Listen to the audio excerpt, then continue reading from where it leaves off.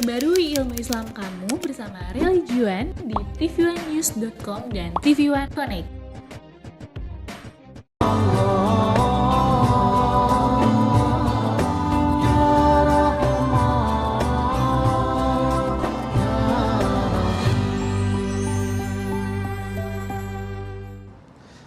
Bismillahirrahmanirrahim. Assalamualaikum warahmatullahi wabarakatuh. Alhamdulillah rabbil alamin. Alhamdulillahilladzi kana biibadihi khabiran basira wa tabarakalladzi ja'ala fis samai buruja wa ja'ala fiha sirajan wa qamaran munira wa huwa alladzi ja'ala al-laila wan nahara khilfatan liman arada an yadhakkara aw arada shukura. أشهد أن لا إله إلا الله وحده لا شريك له وأشهد أن محمدا عبده ورسوله لا نبي بعده الذي أدى الأمانة وبلغ الرسالة ونصح الأمة وجاهد في سبيل الله حق جهاده. اللهم صل وسلم وبارك على هذا النبي الكريم نبينا محمد المصطفى صلى الله عليه وسلم وعلى آله وصحبه أجمعين. أما بعد. Pemirsa, Assalamualaikum Nusantara TV1 yang Allah Ta'ala muliakan. Setiap kita ingin memiliki kondisi konsisten di dalam beribadah kepada Allah Subhanahu wa taala. Kita ingin istiqomah dalam tilawatul Quran. Kita ingin istiqomah dalam melaksanakan sholat 5 waktu kita secara berjamaah. Kita ingin malam-malam yang kita lalui kita bisa bersimpuh, bersujud kepada Allah Rabbul Alamin, zat yang menciptakan kita dengan melakukan qiyamul lail. Tapi ada satu fakta yang kita alami terkait dengan hati kita. Ternyata hati kita ini ada saat-saat ia merespon terhadap ketaatan, tapi juga ada saat-saat ia menolak terhadap ketaatan. Satu perkataan yang menarik dari sahabat Rasul sallallahu alaihi wasallam, yaitu sahabat Ali radhiyallahu anhu wa karramallahu wajhah. Beliau berkata begini, inna lil qulubi iqbalan wa idbaran. Sesungguhnya hati itu ada saat-saat ia merespon, tapi juga ada saat-saat ia menolak. Maka kita pun mengalami betapa terkadang kita begitu bersemangat untuk membaca Al-Quran. Terkadang kita begitu bersemangat untuk melakukan sholat 5 waktu kita secara berjamaah. Terkadang kita begitu bersemangat untuk berinfak.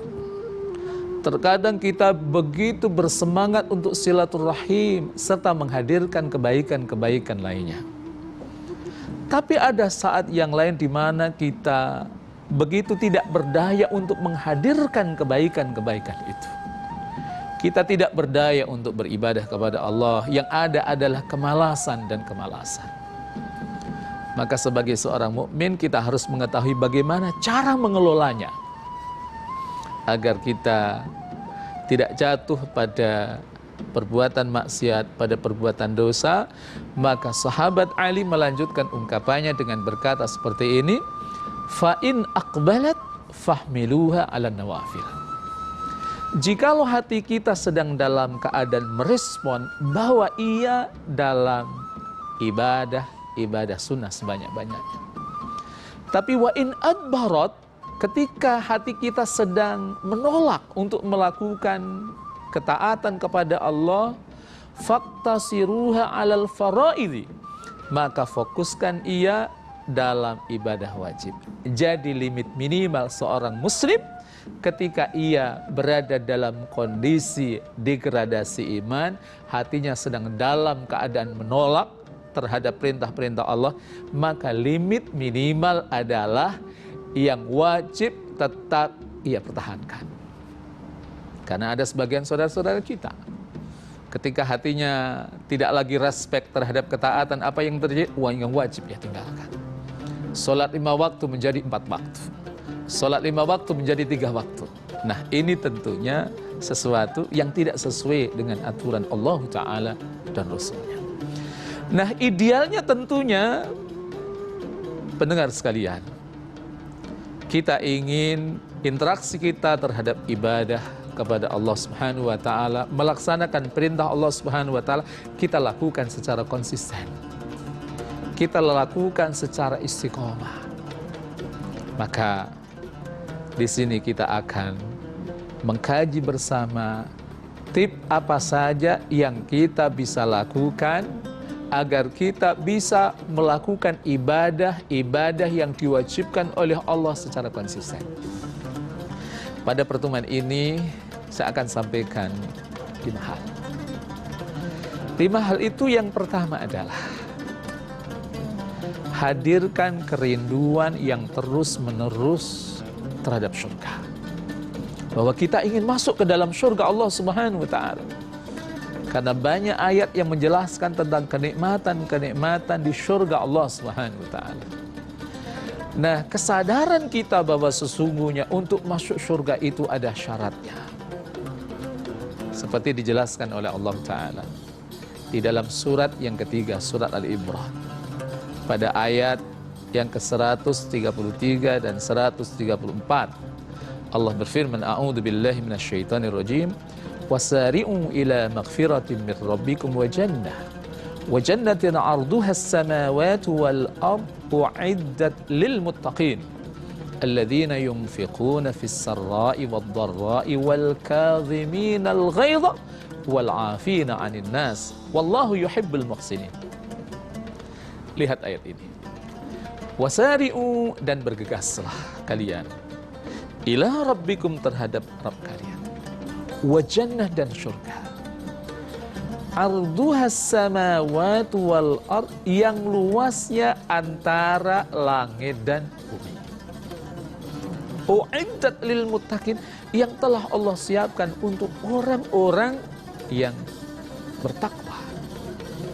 Nah, kesadaran kita bahwa sesungguhnya surga itu disiapkan oleh Allah Ta'ala untuk orang-orang yang bertakwa. Inilah yang memotivasi kita untuk terus menghadirkan konsistensi amalan-amalan yang menghantarkan kita ke dalam surga Allah Subhanahu wa Ta'ala. Nah, ayat berikutnya Allah Ta'ala jelaskan tentang tipologi orang-orang yang muttaqun. Pertama, alladzina yunfikuna fis sarra'i wad dharra, orang-orang yang senantiasa berinfak. Fis sarra, dalam keadaan lapang, wad dharra, dan dalam keadaan sedih. Alladzina yunfikuna fis sarra'i wad dharra'i wal kadhimina al ghaidh, orang-orang yang bisa menahan amarah. Wal 'afina 'anil nas, dan orang-orang yang bisa memaafkan orang lain. Innallaha yuhibbul muhsinin, sesungguhnya Allah mencintai orang-orang yang berbuat baik. Tips kedua kita akan lihat di segmen berikutnya.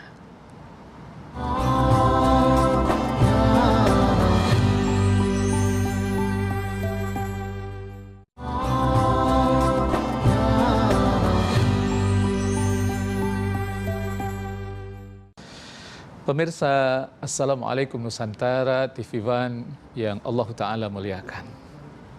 Setelah kita mengetahui cara yang pertama atau kiat yang pertama agar kita mampu menggapai keistiqomahan kita di dalam ketaatan kepada Allah. Jadi, cara yang pertama menghadirkan kerinduan yang terus-menerus terhadap surga, maka cara yang kedua adalah menghadirkan kecemasan yang terus-menerus terhadap neraka Allah Subhanahu wa Ta'ala. Tidak ada seorang pun dari kita yang ingin masuk ke dalam neraka Allah Subhanahu wa Ta'ala. Termasuk mereka orang-orang yang terbelenggu dalam kemaksiatan kepada Allah, yang terbelenggu dalam perbuatan dosa, pasti mereka semuanya ingin terbebas dari neraka Allah Subhanahu wa Ta'ala. Maka kecemasan yang terus-menerus terhadap neraka Allah Subhanahu wa Ta'ala, satu keinginan untuk tidak masuk ke dalam neraka Allah Subhanahu wa Ta'ala, inilah yang menjadikan seseorang akan cenderung melakukan ibadah kepada Allah secara konsisten, secara istiqamah. Dan bagaimana caranya agar kita bisa menghadirkan kecemasan yang terus-menerus terhadap neraka Allah Subhanahu wa Ta'ala?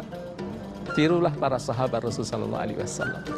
Tirulah para salafus salih, para tabi'in, para tabi'in tabi'in, karena mereka adalah generasi yang terbaik. Contohnya misalnya ada seorang sahabat Rasulullah SAW yang masyhur yang bernama Umar ibn Khattab radhiyallahu anhu. Kaifa kana yata'amal ma'al Qur'an.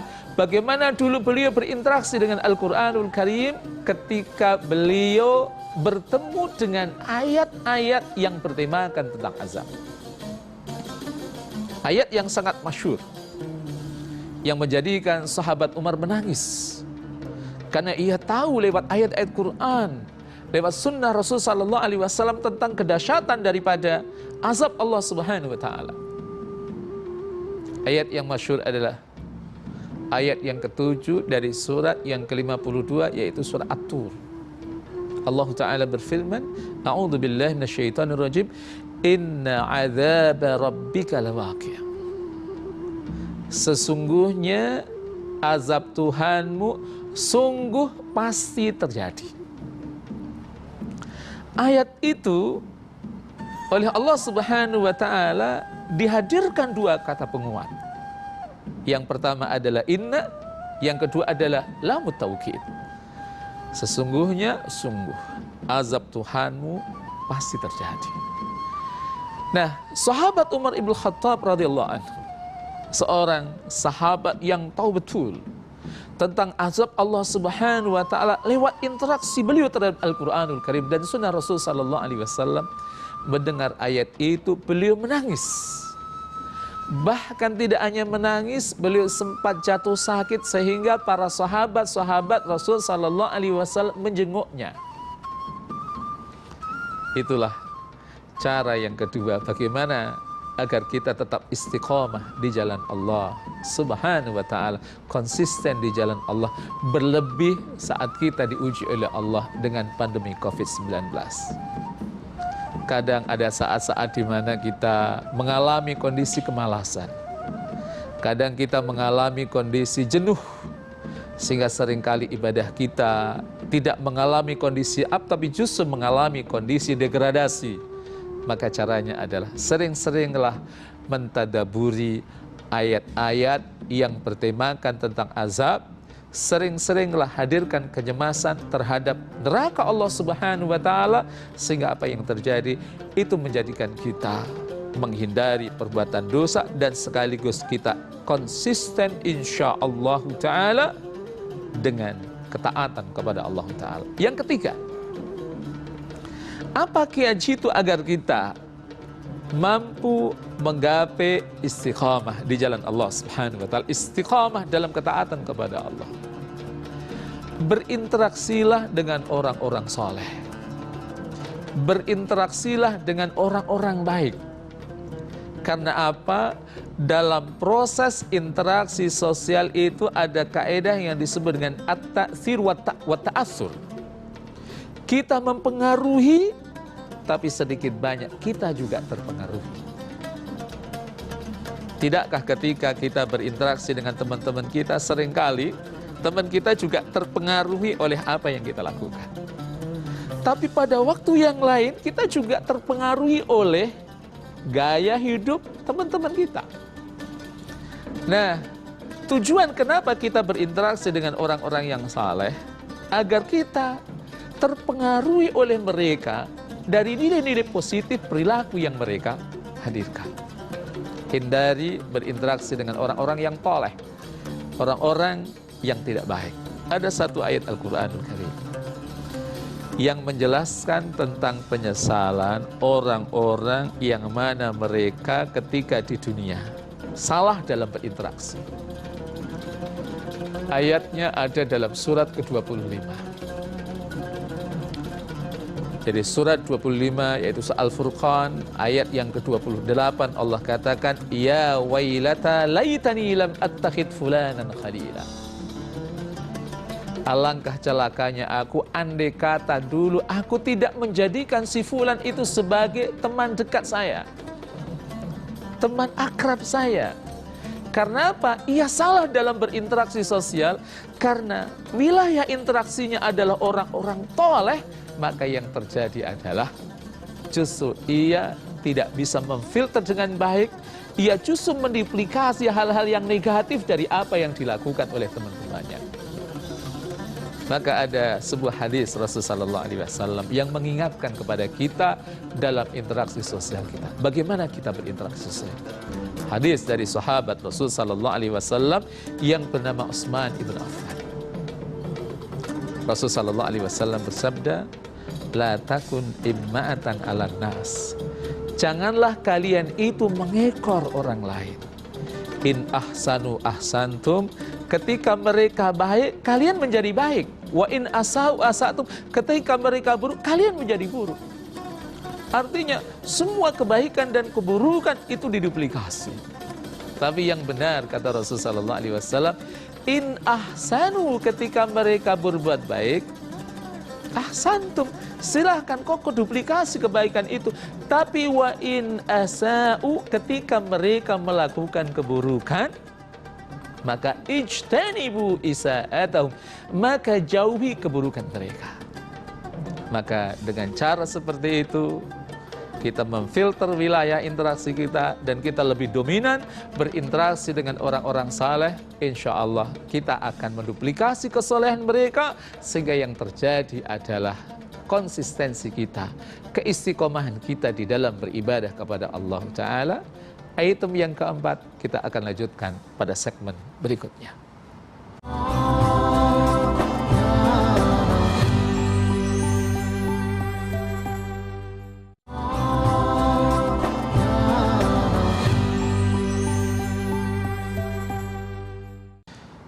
Pemirsa, Assalamualaikum Nusantara TV One yang Allah Ta'ala muliakan. Setelah kita mengetahui 3 kiat jitu dari bagaimana cara kita menggapai istiqomah, maka kita masuk pada 2 item berikutnya. Jadi kiat yang keempat adalah agar kita bisa istiqomah dalam beribadah kepada Allah, dalam melaksanakan perintah Allah Subhanahu wa Ta'ala adalah dengan cara kita memiliki program perbaikan diri secara berkesinambungan. Karena apa? Memiliki program perbaikan diri secara berkesinambungan ini sangat penting. Hidup dengan perencanaan, itu hidup yang penuh dengan gairah. Karena apa? Kita punya target. Perbaiki diri kita. Contoh misalnya, ketika selama ini kita sebagai seorang mukmin diberi nikmat oleh Allah yang begitu luar biasa banyaknya. Tapi apa yang terjadi? Nyaris jarang sekali kita melakukan qiyamul lail. Salat tahajud, salat witir, salat hajat. Kita tidak pernah melakukan sama sekali, sementara kita sadar kita diberi kenikmatan oleh Allah. Tidak layak seorang mukmin ia hanya melakukan yang wajib-wajib saja. Tapi jika dia juga harus berupaya untuk melakukan ibadah yang sunnah. Sehingga disinilah kita harus punya program perbaikan diri kita. Dengan cara apa? Caranya adalah agar kita bisa istiqomah, lakukan perbaikan diri secara berkesinambungan. Kalau kita selama ini melakukan qiyamul lail harus menunggu bulan Ramadan, dan kita ingin di bulan Syawal, di bulan Dzulqa'dah, di bulan Dzulhijjah, dan di bulan Muharram kita bisa konsisten melakukan qiyamul lail, maka apa yang harus kita lakukan adalah mulailah kita melakukan qiyamul lail. Mungkin 1 malam, 2 malam, 3 malam kita melakukan 2 rakaat salat tahajud. Nah, setelah itu kita full api dengan salat witir. Nah, malam keempat, kelima, keenam, ketujuh kita bisa tambah 4 rakaat ditutup dengan witir. Nah, di pekan kedua kita bisa meningkatkan menjadi 6 rakaat ditutup dengan witir. Begitu selanjutnya. Tujuannya apa? Bahwa perbaikan diri secara kesinambungan inilah yang menjadikan bahwa ibadah yang kita bangun secara bertahap ini nanti kokoh pada diri kita, yang pada akhirnya kita bisa melakukan itu secara baik, secara istiqomah. Harus ada strategi. Kalau tidak, misalnya kita tidak pernah melakukan qiyamul lail sama sekali, lalu melompat malam pertama melakukan sholat witir, qiyamul lail, sholat tahajud 8 rakaat plus witir. Nah, biasanya kita akan merasakan, berat sekali qiyamul lail, sehingga besok tidak melakukannya. Lakukan perbaikan diri secara berkesinambungan. Begitu juga kalau selama ini kita hanya melakukan puasa yang wajib-wajib saja. Apa yang harus kita lakukan adalah coba kita masuk wilayah ibadah sunnah. Dengan cara apa? Yaitu melakukan ibadah sunnah. Pilih misalnya hari Senin. Nah, setelah itu, setelah Senin istiqomah, kita lanjutkan Senin Kamis. Nah, setelah kita Senin Kamis sudah rutin, kita masuk nanti perbaikan puasa-puasa sunnah yang lain. Melakukan puasa sunnah yang lain, ada puasa Ayyamul Bid, yaitu hari putih, tanggal 13, 14, 15 dari bulan-bulan Hijriah. Begitu juga ibadah-ibadah kita yang lain. Tapi pastikan kita harus punya program perbaikan diri secara berkesinambungan. Termasuk dosa-dosa hati kita yang selama ini mungkin membelenggu kita. Kita mungkin suka bergibah, kita suka bernamimah, kita suka memfitnah, kita suka berkata jorok, maka pastikan harus ada upaya perbaikan diri secara berkesinambungan. Dengan cara seperti itulah insya Allah akan membantu kita mampu menghadirkan konsistensi kita dalam beribadah kepada Allah, membangun ibadah kita secara istiqomah. Yang terakhir, pemirsa TV One yang Allah Ta'ala rahmati dan Allah Ta'ala muliakan, agar kita bisa istiqomah, hadirkan kesadaran abadi bahwa Allah tidak membocorkan jadwal kematian kita. Tidak ada seorang pun dari kita yang mengetahui akan jadwal kematiannya. Walaupun memang Rasulullah SAW dalam hadis yang diriwayatkan Imam Muslim menginformasikan tentang jatah rata-rata usia umat Rasulullah SAW. Hadis diriwayatkan oleh Imam Muslim, Rasulullah SAW bersabda, "A'maru ummati baina sittina sanatan ila sab'ina sanah." Jatah rata-rata usia umatku itu antara 60 sampai 70 tahun. Dan memang kalau kita lihat fakta bahwa Rasulullah SAW meninggalnya juga usia 63 tahun, antara 60 sampai 70 tahun. Khulafaur Rasyidin yang 3 itu meninggal di usia 63 tahun. Khalifah Abu Bakar As-Siddiq meninggal di usia 63 tahun. Sahabat Umar Ibn Khattab juga meninggal di usia 63 tahun. Sahabat Ali meninggal di usia 63 tahun. Hanya sahabat Utsman yang meninggal, ada satu riwayat, ada dua riwayat, ada yang mengatakan 79 tahun, ada yang mengatakan 80 tahun. Dan kesadaran kita bahwa sesungguhnya kematian memang Allah sengaja tidak diinformasikan schedulingnya, jadwal kematian seseorang, agar kita selalu dalam performa yang terbaik. Dan itulah yang menggairahkan kita, yang memotivasi kita untuk bisa beribadah kepada Allah Subhanahu wa Ta'ala secara konsisten. Yakinlah kita bisa. Apalagi di tengah kondisi kita diuji oleh Allah Subhanahu wa Ta'ala dengan pandemi. Ada orang-orang yang ternyata kematiannya tidak diprologi dengan tanda-tanda kematian. Tiba-tiba ia mengalami penyakit tertentu dan kemudian meninggal dunia. Dan bahkan dalam kehidupan kita, kita juga dapatkan ada orang-orang yang ia meninggal dunia tatkala ia pergi ke kantor sehat walafiat pulang. Apa yang terjadi? Tinggal namanya karena ia mengalami kecelakaan. Pada akhirnya hanya kepada Allah kita memohon. Mudah-mudahan Allah Subhanahu wa Ta'ala menganugerahkan kepada kita keistiqomahan dalam ketaatan kepada Allah Ta'ala. Rabbana atina fid dunya hasanah wa fil akhirati hasanah wa qina adzabannar. Aqulu qali hadza wa astaghfirullahal azim li wa lakum. Ila liqa. Assalamualaikum warahmatullahi wabarakatuh.